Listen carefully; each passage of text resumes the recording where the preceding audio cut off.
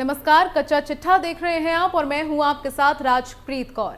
चुनाव से पहले कांग्रेस पार्टी में इस्तीफों की झड़ी लगी हुई है, जिसके बाद कांग्रेस पार्टी में हंगामा मचा हुआ है। लेकिन अब चुनाव से पहले कहानी में ऐसा ट्विस्ट आ गया है जिसके बाद कांग्रेस को बर्बाद होने से कोई नहीं बचा सकता है। लगातार कांग्रेस को नेता टाटा बाय बाय बोल रहे हैं और लगातार हो रहे इस्तीफों को देखकर कांग्रेस आलाकमान में टेंशन का माहौल बना हुआ है। लेकिन कांग्रेस में धड़ाधड़ इस्तीफों के बीच एक और बड़े नेता ने कांग्रेस को छोड़ने का ऐलान कर दिया है, जिसने कांग्रेस आलाकमान को नई मुसीबत में डाल दिया है। तो चलिए इसी का पूरा कच्चा चिट्ठा खोलते हैं कि कैसे कांग्रेस बुरी तरह से बर्बादी की कागार पर आ पहुंची है और चुनाव से पहले कैसे कांग्रेस में भगदड़ मच गई है। कांग्रेस में मची भयंकर भगदड़, बड़े नेता ने भी कर दिया ऐलान। धड़ाधड़ इस्तीफों से हिली कांग्रेस, चुनाव से पहले लग रहे बड़े झटके। लोकसभा चुनाव से पहले कांग्रेस इंडिया गठबंधन में आई दरारों को भरने में जुटी है। कांग्रेस के बड़े नेता इंडिया गठबंधन के साथियों से बातचीत कर रहे हैं। यही वजह है कि पश्चिम बंगाल में सीट शेयरिंग को लेकर कांग्रेस और टीएमसी के बीच एक बार फिर बातचीत शुरू हो गई है। सूत्रों की माने तो दोनों पार्टियां मिलकर लोकसभा चुनाव लड़ सकती हैं। लेकिन इन सब के बीच खबर है कि पश्चिम बंगाल के कांग्रेस अध्यक्ष और लोकसभा में विपक्ष के नेता अधीर रंजन चौधरी अपनी पार्टी से नाराज चल रहे हैं। उनकी नाराजगी ममता बनर्जी के साथ सीट बंटवारे को लेकर चल रही बातचीत की वजह से है। सूत्रों के मुताबिक अधीर रंजन चौधरी ने कांग्रेस आलाकमान को पार्टी छोड़ने तक की धमकी दे दी है। उन्होंने यहां तक कह दिया है कि अगर टीएमसी के साथ गठबंधन होता है तो बीजेपी में भी शामिल हो सकते हैं। उनका अल्टीमेटम कांग्रेस आलाकमान के लिए बड़ा सिरदर्द बन गया है। बंगाल में अधीर रंजन चौधरी लगातार ममता बनर्जी और टीएमसी पर हमलावर रहे हैं, जिसके बाद कहा जा रहा था कि सूबे में इंडिया गठबंधन का होना मुश्किल है। यहां तक ममता बनर्जी ने खुद ऐलान कर दिया था कि वो बंगाल में अकेले दम पर चुनावी मैदान में उतरेंगी। ये कोई पहली बार नहीं है जहां कांग्रेस का विकेट गिरने जा रहा है। पिछले 10 सालों में कांग्रेस के कई बड़े नेता पार्टी को छोड़ चुके हैं, जिसमें रीता बहुगुणा जोशी, कैप्टन अमरिंदर सिंह, ज्योतिरादित्य सिंधिया, गुलाम नबी आजाद, आरपीएन सिंह, जतिन प्रसाद, बाबा सिद्दीकी, मिलिंद देवड़ा, अशोक चौहान, सुष्मिता देव, प्रियंका चतुर्वेदी, जतिन प्रसाद, अशोक तंवर, हार्दिक पटेल, अल्पेश ठाकुर, अशोक चौधरी, हेमंत बिस्वा शर्मा, सुनील जाखड़, अश्विनी कुमार शामिल हैं। इधर अब बंगाल में टीएमसी और कांग्रेस के बीच सीट बंटवारे पर समझौते के आसार दिखाई दे रहे हैं। बताया जा रहा है कि मुख्यमंत्री ममता बनर्जी कांग्रेस को 5 सीट देने को तैयार हो गई हैं, जबकि कांग्रेस ने 6 से 8 सीट की मांग रखी है। दोनों पार्टियों के बीच सीट शेयरिंग को लेकर बातचीत अंतिम दौर में है।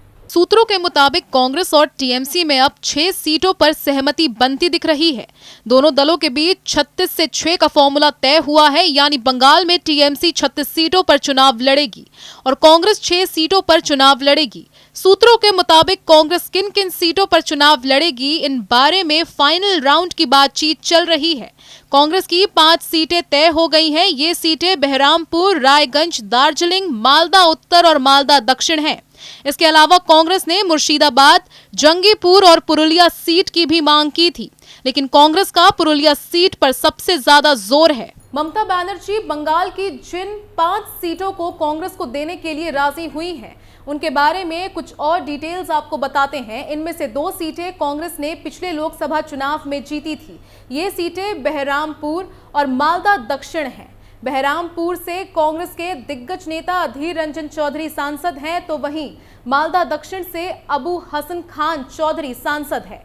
अबू हसन कांग्रेस के दिग्गज नेता अब्दुल गनी खान चौधरी के भाई हैं। कांग्रेस को रायगंज की भी सीट मिली है, जो प्रिय रंजन दास मुंशी की पूर्व सांसद पत्नी दीपा दास मुंशी की सीट है। इसके अलावा कांग्रेस को ममता के विरोध वाली दार्जिलिंग सीट मिली है और मालदा उत्तर की सीट भी मिली है, जहां से पिछले साल बीजेपी को जीत मिली थी।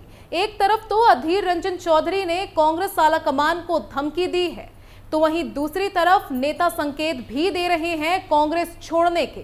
कांग्रेस ने जिशान सिद्दीकी को मुंबई यूथ कांग्रेस के अध्यक्ष पद से हटा दिया।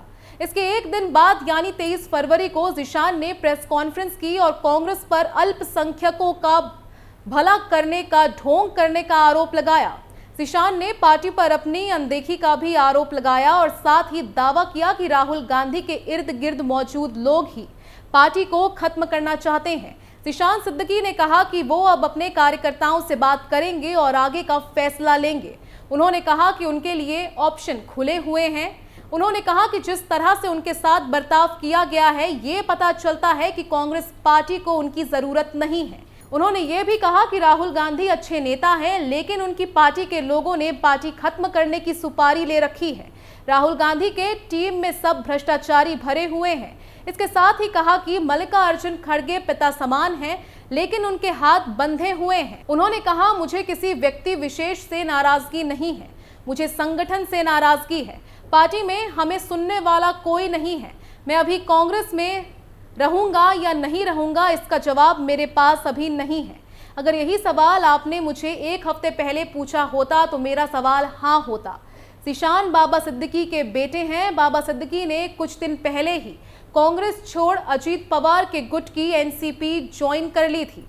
जिशान ने इस मुद्दे पर भी प्रेस कॉन्फ्रेंस में बात की और उन तमाम नेताओं के नाम लिए जिनके रिश्तेदार तो दूसरी पार्टी में थे, लेकिन वो खुद कांग्रेस के सदस्य थे। जिशान ने कहा कि हमारे नाम के आगे सिंह या सिंधिया नहीं बल्कि सिद्दीकी है, इसलिए ऐसा बर्ताव किया जा रहा है। बिना किसी बातचीत के मुझे इस पद से हटा दिया गया है। जिशान ने प्रेस कॉन्फ्रेंस में कहा कि मैंने हमेशा कहा है कि मैं कांग्रेस पार्टी में हूं। मेरे पिता जब एनसीपी अजीत पवार गुट में शामिल हुए थे, उस वक्त भी मैंने कहा था कि मैं कांग्रेस पार्टी में हूं। अपनी बात इतनी स्पष्ट तरीके से रखने के बाद भी मुझे मुंबई यूथ कांग्रेस पद से हटा दिया गया, ये दुर्भाग्यपूर्ण है। हालांकि जिशान ने कहा कि वो अब अपने विकल्प पर विचार करेंगे। जिशान ने कहा कि एक सप्ताह पहले तक मैं अपनी बात पर कायम था कि मैं कांग्रेस में रहूंगा, लेकिन जैसा बर्ताव हो रहा है ये साफ है कि उनको अल्पसंख्यकों की जरूरत नहीं है, तो हम भी अपने विकल्प देखने पड़ेंगे। जिशान ने कांग्रेस पर तीखा हमला करते हुए कहा कि वो खुद को अल्पसंख्यकों का अन्नदाता बताती है, बल्कि उसे अल्पसंख्यकों के नाम पर ढोंग करना बंद करना चाहिए।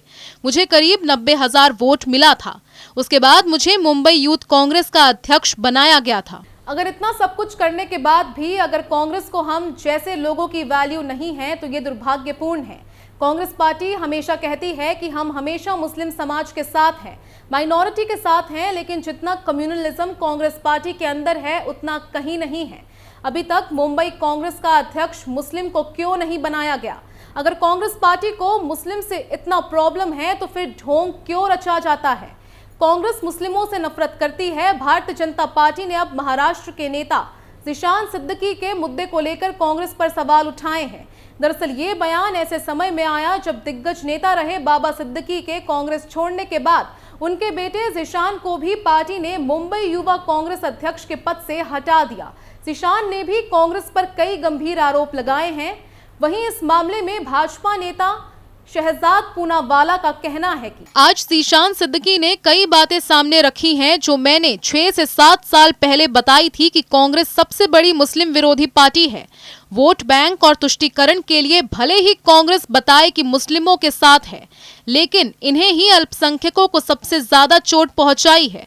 महाराष्ट्र कांग्रेस के दिग्गज नेता रहे बाबा सिद्दीकी के पार्टी छोड़ने के बाद उनके बेटे जिशान को भी पार्टी ने मुंबई युवा कांग्रेस के पद से हटा दिया। आज जिशान सिद्दीकी खुद इसका सामना कर रहे हैं। हमने देखा कि कैसे कांग्रेस दंगे के दंगे होने दी। कांग्रेस पार्टी कहती थी कि उद्धव सेना मुंबई दंगों के लिए जिम्मेदार है, लेकिन अब वो उनके ही साथ है क्योंकि कांग्रेस मुसलमानों से नफरत करती है। पूनावाला ने कहा कि कांग्रेस उन्हें सिर्फ वोट बैंक की तरह रखती है। कांग्रेस में परिवार के अलावा कोई भी फैसले नहीं ले सकता। आज जिशान जिसका सामना कर रहे हैं, कांग्रेस नेता लंबे समय से उनका सामना कर रहे हैं क्योंकि राहुल गांधी ऐसी संस्कृति को बढ़ावा दे रहे हैं।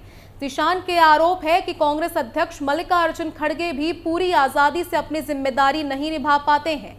उन्होंने कहा, मल्लिकार्जुन खड़गे बहुत वरिष्ठ नेता हैं, लेकिन उनके हाथ भी बंधे हुए हैं। राहुल गांधी अपना काम कर रहे हैं, लेकिन ऐसा लग रहा है कि उनके आसपास काम करने वालों ने कांग्रेस को खत्म करने के लिए दूसरे दलों से सुपारी ले रखी है।